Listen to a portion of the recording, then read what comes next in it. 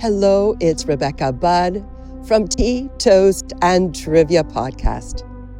It's something new tonight. I'm coming to you on location in Victoria, British Columbia at the James Bay Inn. The James Bay Inn is the third oldest hotel in Victoria, preceded only by the Dominion Hotel and the Empress Hotel. You will know the Empress because of the high tea. But the James Bay Inn is extraordinary. There's a vitality, there's an energy that flows throughout the rooms and the hallways. It was opened in 1911, according to what I'm reading here, and it operated continuously throughout the years, with the exception of 1942 to 1945. It is located in the most beautiful section, that's mine. There's lots of beautiful sections in Victoria there. So I don't want you to think that this is the only one, but to me it is my favorite because it is close to Beacon Hill Park. The building is so arranged that all of the rooms have a way to look out into nature. So again, we feel that spirit of nature coming in to a building. From 1942 to 1945, the hotel was purchased by Mother Cecilia's religious order and operated as St. Mary's Priory. And it was during this time that they welcomed their most famous guest, Canadian artist and writer, Emily Carr. This was where she spent her last days, and she passed on March 2nd, 1945. But her spirit is here. You feel it in the hallways. You feel it when we look at the paintings as we walk down the hall, which you will do with me. It is bringing nature into a building and celebrating the life of a very, very special person. And then afterwards, we are going to go to Beacon Hill Park. Beacon Hill Park was Emily's favorite place to sketch, especially as she grew older. Because she was unable to go out into the wildness, she went to Beacon Hill Park and sketched and was part of nature where the peacocks flow and sashay down the laneways and the geese fly overhead and the herons nest. Thank you for joining me here on location. Now, if you are listening on Anchor Podcast, you will hear this as an audio. But if you take a risk and go over to Spotify, you will see this as a video. Please join me as we enter the James Bay Inn and meet up with Emily Carr. You are invited guests. I am delighted that you joined me on Tea, Toast, Trivia Podcast. Thanks for listening in. Emily Carr was born on December 13th, 1871.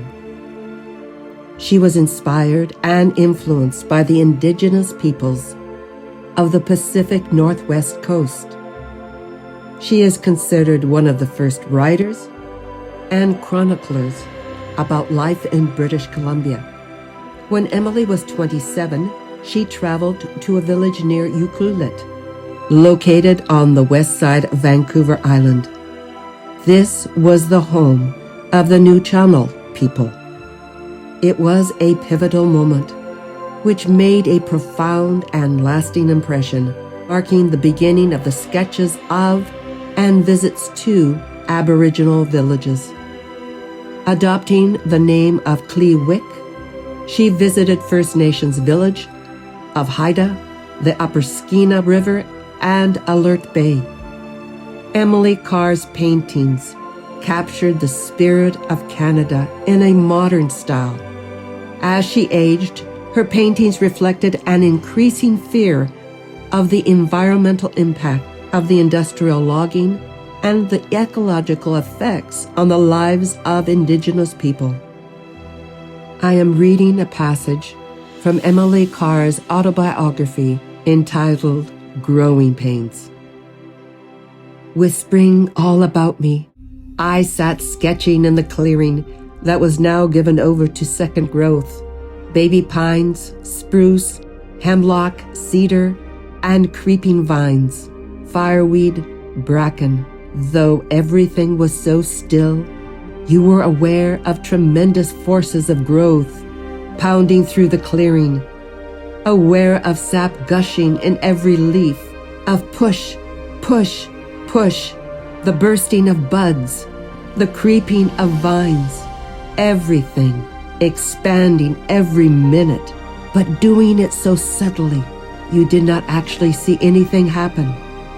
In spite of the doctor, I went into the woods to paint a few more times. The longing was too terrific to subdue, and I felt better. One day a friend took my sister driving. On the way they planted me in a thick, lonely place just off the high road while they took a long ride. It was here that I painted the clearing, and here the wild geese flew over. Hark, hark, high above in the blue, above me clearing. Wild geese migrating, honk, honk, ya honk. A triangle of noisy black dots. I lifted my face to watch the honking triangle pass across the sky. The day was clear, not dazzle bright. I could look into the face of the sky without blinking. There was just one cloud. The geese caught up with the cloud. The leader dove into it. His flock followed. Today the clearing was not sun-dazzled.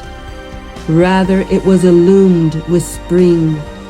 Every leaf was as yet only half unfurled and held light and spilled some. Today at 70, I marveled more at the migration of the geese than I had at the age of 7 when, standing in our cow pasture holding Father's hand and looking up into the sky, I heard Father tell the story of bird migration and only half believed. Today a new wandering came to me as I watched the flight. What of the old, or the maned goose, who could not rise and go with the flock? Of course there was the old, the maned goose. What of him when the flock, young and vigorous, rose, leaving him grounded? Did despair tear his heart? No. Old goose would fill the bitter moment, pouring out proud, exultant honks that would weave among the clatter of the migrating flock. When the flock were away, animal-wise, he would nibble here and nibble there, quietly accepting. Old age has me grounded too.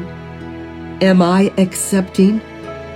God give me the brave, unquestioning trust of the wild goose. No, being humans, we need more trust. Our hopes are stronger than creatures' hopes. Walt Whitman's words come ringing. We but level this lift to pass and continue beyond.